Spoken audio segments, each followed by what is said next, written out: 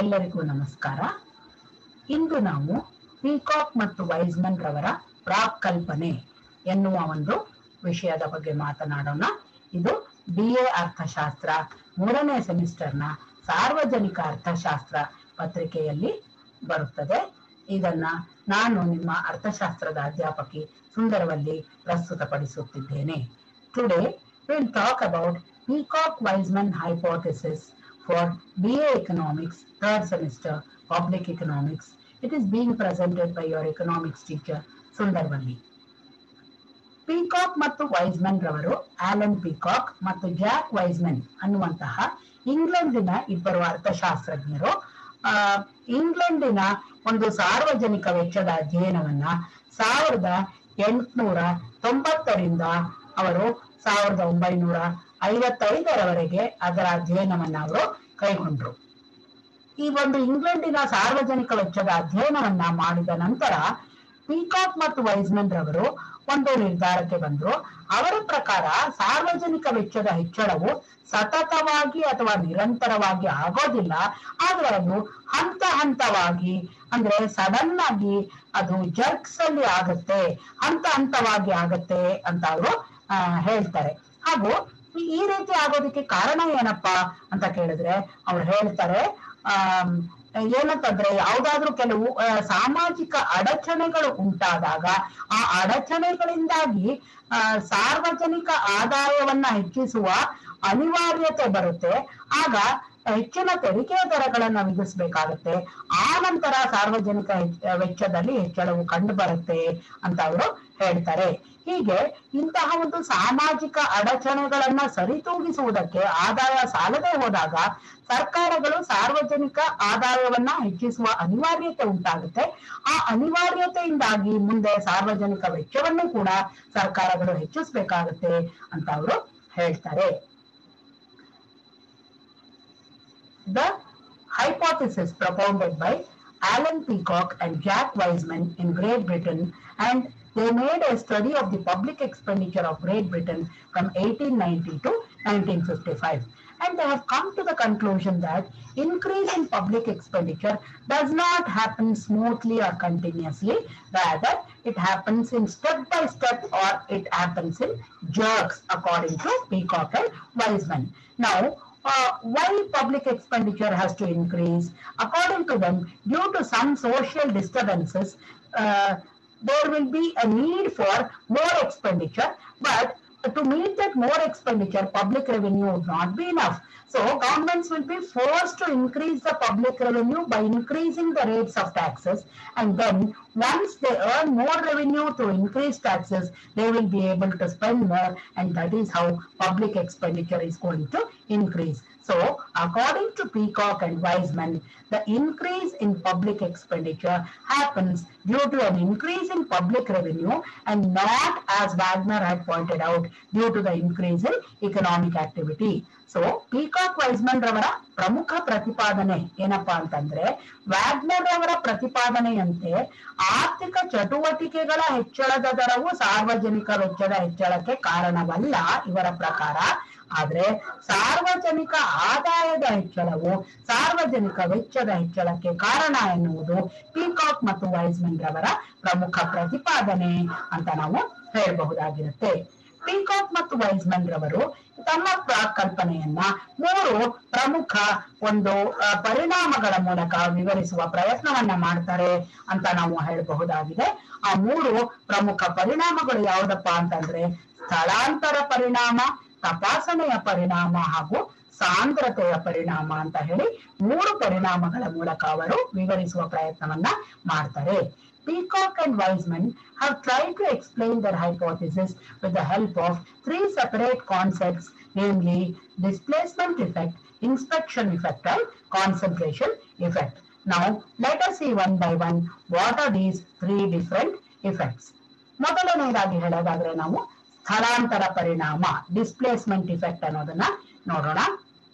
ಅವರ ಪ್ರಕಾರ ಯಾವುದಾದ್ರೂ ಕೆಲವು ಸಾಮಾಜಿಕ ಅಡಚಣೆಗಳು ಅಥವಾ ಸಾಮಾಜಿಕ ತೊಂದರೆಗಳು ಆರ್ಥಿಕತೆಯಲ್ಲಿ ಉಂಟಾದಾಗ ಆಗ ತೆರಿಗೆಗಳನ್ನ ಹೆಚ್ಚಿಸಬೇಕಾದ ಅನಿವಾರ್ಯತೆ ಅಥವಾ ಪ್ರಮೇಯ ಸರ್ಕಾರಗಳಿಗೆ ಬರುತ್ತೆ. ಹೀಗೆ ಹಳೆಯ ಕಡಿಮೆ ತೆರಿಗೆ ದರಗಳಿಂದ ಹೆಚ್ಚಿನ ಅಧಿಕ ಹೊಸ ತೆರಿಗೆ ದರಗಳಿಗೆ ಈ ಒಂದು ಸ್ಥಳಾಂತರ ಆಗೋದನ್ನ ಅವರು ಸ್ಥಳಾಂತರ ಪರಿಣಾಮ ಅಂತ ಹೇಳಿ ಕರೀತಾರೆ.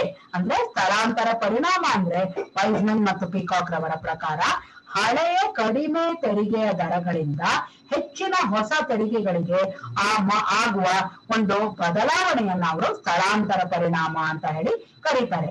ಹಾಗಾದ್ರೆ ಈ ಒಂದು ಸಾಮಾಜಿಕ ಅಡಚಣೆಗಳು ಅಥವಾ ತೊಂದರೆಗಳು ಮುಗಿದ ನಂತರ ಮತ್ತೆ ಸರ್ಕಾರವು ಹಳೆಯ ತೆರಿಗೆ ದರಗಳಿಗೆ ಕಡಿಮೆ ತೆರಿಗೆ ದರಗಳಿಗೆ ವಾಪಸ್ ಬರುತ್ತಾ, ಆರ್ಥಿಕತೆಯನ್ನ ವಾಪಸ್ ತರುತ್ತಾ ಅಂತಂದ್ರೆ ಪಿಕಾಕ್ ವೈಸ್ಮನ್ ಅವರು ಹೇಳ್ತಾರೆ ಅದು ಹಾಗಾಗೋದಿಲ್ಲ.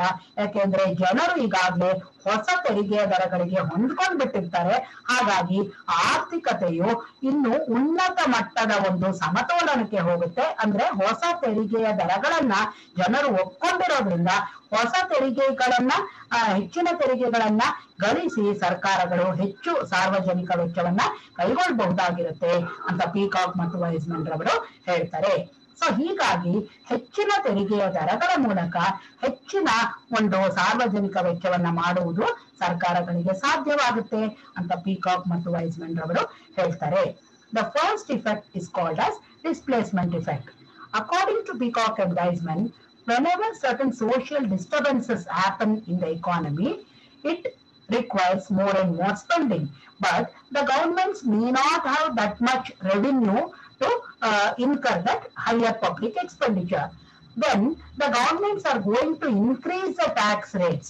So now the people or the citizens have to get used to the new higher tax rates.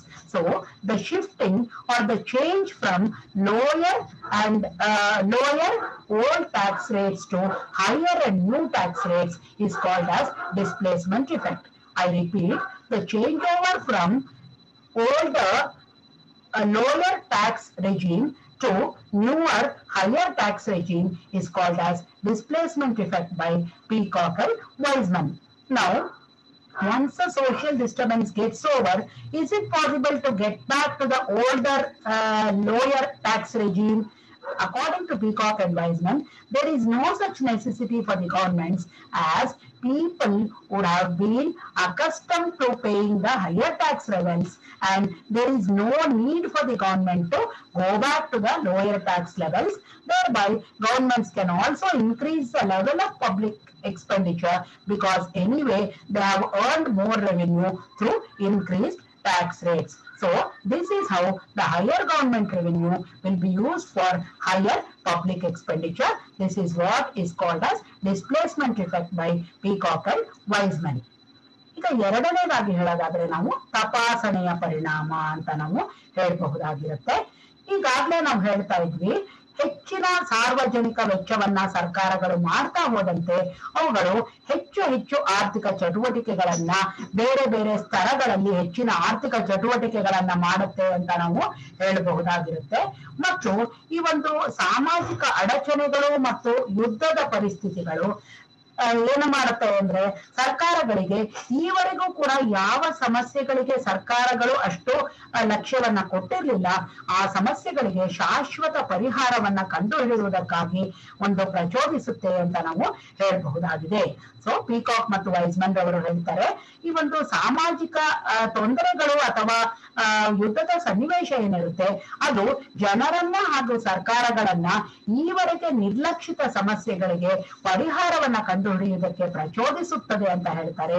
ಹೀಗೆ ಈ ನಿರ್ಲಕ್ಷಿತ ಸಮಸ್ಯೆಗಳಿಗೆ ಪರಿಹಾರ ಕಂಡುಹಿಡಿಯುವಿಕೆಯನ್ನ ಪಿಕಾಕ್ ಮತ್ತು ವೈಸ್ಮನ್ ರವರು ತಪಾಸಣೆಯ ಪರಿಣಾಮ ಅಂತ ಹೇಳಿ ಕರೆದಿದ್ದಾರೆ. The second effect is called as inspection effect. As we already know, increased tax regimes are going to lead to increased public expenditure, and with the increased public expenditure, government is going to venture into new levels of economic activity. So whenever social disturbances and war situations happen, both the people and the government will try to find some permanent solutions to some of the problems which were neglected hitherto. So the finding of the solution to the problems hitherto neglected has been called as inspection effect by Peacock and Weisman. ಇನ್ನು ಮೂರನೇದಾಗಿ ಹೇಳೋದಾದ್ರೆ ನಾವು ಸಾಂದ್ರತೆಯ ಪರಿಣಾಮ ಅಂತ ಹೇಳಬಹುದಾಗಿರುತ್ತೆ.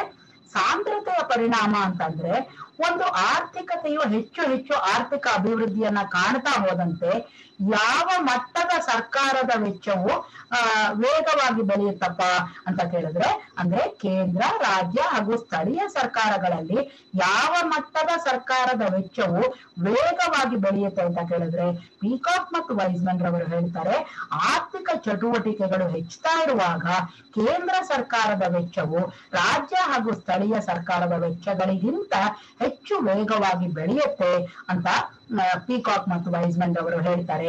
ಈ ಪರಿಣಾಮವನ್ನೇ ನಾವು ಸಾಂದ್ರತೆಯ ಪರಿಣಾಮ ಅಂತ ಕರಿತೀವಿ. ಯಾಕೆಂದ್ರೆ ಕೇಂದ್ರ ಸರ್ಕಾರವು ಅನೇಕ ಹೊಸ ಹೊಸ ಕಾರ್ಯಕ್ರಮಗಳನ್ನ ಆರ್ಥಿಕತೆಗೆ ರೂಪಿಸಬೇಕಾಗುತ್ತೆ. ಹೀಗಾಗಿ ಕೇಂದ್ರ ಸರ್ಕಾರದ ವೆಚ್ಚವು ಸ್ಥಳೀಯ ಹಾಗೂ ರಾಜ್ಯ ಸರ್ಕಾರಗಳ ವೆಚ್ಚಕ್ಕಿಂತ ಅಧಿಕ ಮಟ್ಟದಲ್ಲಿ ಹಾಗೂ ವೇಗವಾಗಿ ಬೆಳೆಯುತ್ತೆ ಅಂತ ಪೀಕಾಕ್ ಮತ್ತು ವೈಸ್ಮನ್ ರವರು ಪ್ರತಿಪಾದಿಸ್ತಾರೆ. ಇದೇ ಸಾಂದ್ರತೆಯ ಪರಿಣಾಮ. The third effect is called as concentration effect. So, concentration effect refers to the situation where whenever a government is experiencing higher levels of economic growth, then we know that there are three levels of government normally in countries like central government, state government, and the local governments. The expenditure of the central government will increase faster than the expenditures of state and local governments, because the central government will have to initiate many new programs for the economy as the economy is experiencing increased economic growth.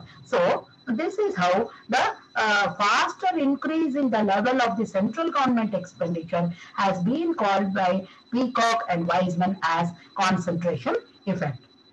So ಈವರೆಗೆ ನಾವು peacock ಮತ್ತು Wiseman ರವರ ಪ್ರಾಕಲ್ಪನೆಯನ್ನ 3 ಪರಿಣಾಮಗಳ ಮೂಲಕ, ಎಂದರೆ ಸ್ಥಳಾಂತರ ಪರಿಣಾಮ, ತಪಾಸಣೆಯ ಪರಿಣಾಮ ಹಾಗೂ ಸಾಂದ್ರತೆಯ ಪರಿಣಾಮದ ಮೂಲಕ ಅರ್ಥ ಮಾಡ್ಕೊಂಡಿದ್ದೀವಿ. ಈಗ ಈ ವ್ಯಾಗ್ನರ್ ಈ ಪೀಕಾಕ್ ಮತ್ತು ವೈಸ್ಮನ್ ರವರ ಒಂದು ಪ್ರಾಕಲ್ಪನೆ ಏನಿದೆ, ಇದು ವ್ಯಾಗ್ನರ್ ರವರ ಪ್ರಾಕಲ್ಪನೆಗಿಂತ ಅಥವಾ ವ್ಯಾಗ್ನರ್ ರವರ ನಿಯಮಕ್ಕಿಂತ ಹೆಚ್ಚು ನಮಗೆ ಒಪ್ಪಿಗೆಯಾಗುವಂತಹದ್ದು ಅಂತ ಅರ್ಥಶಾಸ್ತ್ರಜ್ಞರು ಅಭಿಪ್ರಾಯ ಪಡ್ತಾರೆ. ಯಾಕೆ ಅಂದ್ರೆ ಪೀಕಾಕ್ ಮತ್ತು ವೈಸ್ಮನ್ ರವರ ಪ್ರಕಾರ ಸಾರ್ವಜನಿಕ ವೆಚ್ಚದ ಏರಿಕೆಯು ನಿರಂತರವಾಗಿ ಸತತವಾಗಿ ಆಗದೆ ಹಂತ ಹಂತವಾಗಿ ಆಗಿಂದಾಗೆ ಉಂಟಾಗುತ್ತೆ ಅನ್ನೋದು ಹೆಚ್ಚು ಸಮಾಧಾನಕರ ಅಂತ ಅರ್ಥಶಾಸ್ತ್ರಜ್ಞರು ಅಭಿಪ್ರಾಯ ಪಡ್ತಾರೆ ಅಂತ ಹೇಳಬಹುದಾಗಿದೆ. ಹಾಗೂ ಸಾರ್ವಜನಿಕ ವೆಚ್ಚದ ಹೆಚ್ಚಳಕ್ಕೆ ಇನ್ನು ಕೆಲವು ಕಾರಣಗಳನ್ನು ಕೂಡ ಇವರು ಪ್ರತಿಪಾದಿಸ್ತಾರೆ. ಅವೆಂದರೆ ನಗರೀಕರಣ ಇರ್ಬೋದು, ಅಥವಾ ಜನಸಂಖ್ಯೆ ಹೆಚ್ಚಳ ಇರ್ಬೋದು, ಅಥವಾ ನಾಗರಿಕ ಹಕ್ಕುಗಳ ಬಗ್ಗೆ ಜನರಿಗೆ ಅರಿವು ಬರೋದಿರ್ಬೋದು, ಅಥವಾ ಸರ್ಕಾರಗಳೇ ಹೆಚ್ಚು ಹೆಚ್ಚು ಅಂದ್ರೆ ಚುನಾಯಿತ ಸರ್ಕಾರಗಳು ಹೆಚ್ಚು ಬದ್ಧತೆಯನ್ನ ತೋರಿಸಬಹುದು. ಅಂದ್ರೆ ತಮ್ಮ ಒಂದು ಕರ್ತವ್ಯಗಳ ಕಡೆಗೆ ಹೆಚ್ಚು ಬದ್ಧತೆಯನ್ನ ತೋರಿಸೋದ್ರಿಂದ ಸಾರ್ವಜನಿಕ ವೆಚ್ಚದಲ್ಲಿ ಹೆಚ್ಚಳ ಉಂಟಾಗುತ್ತೆ ಅಂತ ವೈಸ್ಮನ್ ಮತ್ತು ಪೀಕಾಕ್ ರವರು ಪ್ರತಿಪಾದಿಸಿದ್ದಾರೆ ಅಂತ ನಾವು ಹೇಳಬಹುದಾಗಿದೆ. ಹೀಗಾಗಿ ಇದು ವ್ಯಾಗ್ನರ್ ರವರ ನಿಯಮಕ್ಕಿಂತ ಹೆಚ್ಚು ಒಪ್ಪಿತವಾದಂತಹ ಒಂದು ಪ್ರಾಕಲ್ಪನೆ ಅಂತ ನಾವು ಹೇಳಬಹುದಾಗಿದೆ. We can tell that the Peacock-Weisman hypothesis is more convincing than Wagner's hypothesis, because Weisman and Peacock tell that the expansion or the increase in public expenditure happens not in a continuous manner but in jerks and starts, and many of the economists agree to this notion, and they also tell that public expenditure increases due to reasons like urbanization, population growth, awareness of civil rights on the part of the citizens, and the commitments of the elected governments about their duties towards the citizens. So according to Peacock and Weisman, all these causes also lead to increase in public expenditure. Overall, we can say that Peacock-Weisman hypothesis is more convincing than Wagner's hypothesis. Thank you all. ಎಲ್ಲರಿಗೂ ಧನ್ಯವಾದಗಳು.